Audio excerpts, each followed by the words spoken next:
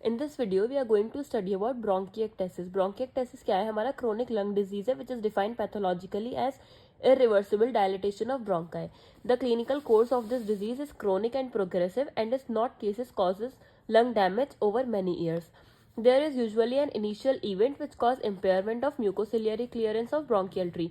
जो हमारे mucociliary clearance होते हैं उसमें हमारा impairment हो जाएगा bronchial tree में. ये हमारा initial event में होगा इसका. The respiratory tract become colonized by bacteria that inhibit the ciliary function and promote further lung damage. जो हमारा रेस्पिरेटरी ट्रैक्ट होगा वो हमारा कोलोनाइज हो जाएगा बाय बैक्टीरिया जो कि इनहिबिट करेंगे सिलियरी के फंक्शन को और प्रमोट करेंगे further lung damage. The hallmark of bronchiectasis क्या होता है कि हमारा क्रोनिक कफ प्रोड्यूस होगा विद म्यूकोप्यूरुलेंट और या फिर purulent sputum lasting for month और ईयर्स और में progress to chronic respiratory failure. ये हमारा नॉर्मल ब्रोंकस है और ये हमारा ब्रोंकिएक्टेसिस का है. इसमें हमारे नॉर्मल सेल वॉल है, नॉर्मल म्यूकस है. इसमें हमारा इंक्रीज्ड म्यूकस होगा due to damage cell wall.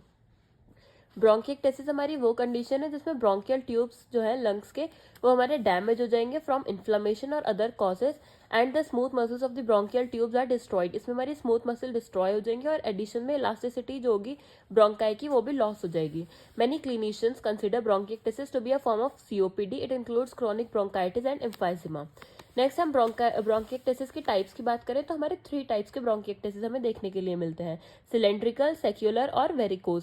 Cylindrical में क्या होगा हमारा ल्यूमिनियल डायलिटेशन हो जाएगा इन यूनिफॉर्म होगा और वॉल थिक हो जाएंगी हमारी इन smooth and there is failure of normal tapering of bronchi. Saccular में क्या होगा ये हमारा मोस्ट सीवियर फॉर्म होता है ब्रोंकाई जिसमें हमारी ब्रोंकाई जो होंगी वो हमारी सीवियरली डायलेट हो जाएंगी and it ends in the dilated thick wall cyst. फिर हम वेरिकोज की बात करें तो इसमें हमारा क्या होगा रिजेंबल करेंगी हमारी varicose vein and also like serpentine. The luminal dilatation is characterized by alternating areas of luminal dilation and constriction, creating a bedded appearance, and wall thickening is irregular. ये फिगर हमें शो करती है normal जो ब्रोंका है हमारा ये cylindrical bronchiectasis है, ये हमारा वेरिकोज है और इसमें हमारा सिस्टिक है. फिर हम इसके रिस्क फैक्टर की बात करें तो ये किस किस में हो सकता है, ज़्यादा चांसेस किस में होती है, पीपल विद सिस्टिक फाइब्रोसिस या फिर individual with alpha 1 anti proteinase deficiency or an embryological defect termed immotile cilia syndrome. Children that develop lung infection with lung tissue destruction are risk to develop bronchiectasis in later life.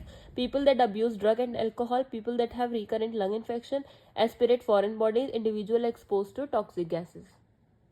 Next हम इसके aetiology की बात करें तो किस किस में होगा हमारा low body mass index, toxic fume gas और smoke and other harmful substances, immunodeficiency, connective tissue disease, exposure to chemical irritants, rheumatoid arthritis, childhood infection like pneumonia, tuberculosis, measle, whooping cough, exposure to chemical irritants. Next हम इसकी pathophysiology की बात करें तो किसी भी aetiological factors की वजह से हमारे जो ब्रोंकियल वॉल्स है उसमें हमारा इन्फेक्शन और इन्फ्लामेशन हो जाएगा जो कि डैमेज करेंगी ब्रोंकियल वॉल्स को.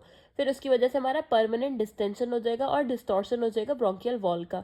इससे हमारी इम्पेयर्ड म्यूकोसिलियरी क्लियरेंस होगा और इसकी वजह से हमारा retention of secretion and subsequent obstruction हो जाएगा. फिर हमारा इन्फ्लामेशन, स्केरिंग और fibrosis of bronchi replace the functioning of lung tissue, a segment और lobe of lung collapse हो जाएगा जिसकी वजह से हमारा bronchiectasis फॉर्म हो जाएगा.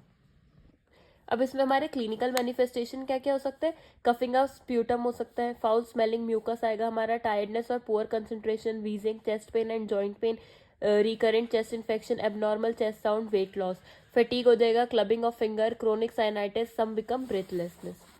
फिर इसमें हमारे डायग्नोस्टिक एवेल्युएशन की बात करें तो इसमें हम हिस्ट्री कलेक्शन करेंगे, फिजिकल एग्जामिनेशन करेंगे, चेस्ट सिटी स्कैन करेंगे, चेस्ट एक्सरे करेंगे हम, कंप्यूटर टोमोग्राफी करेंगे हम. Gold standard for diagnosis show either the presence और एब्सेंस ऑफ ब्रोंकियल डायलेशन.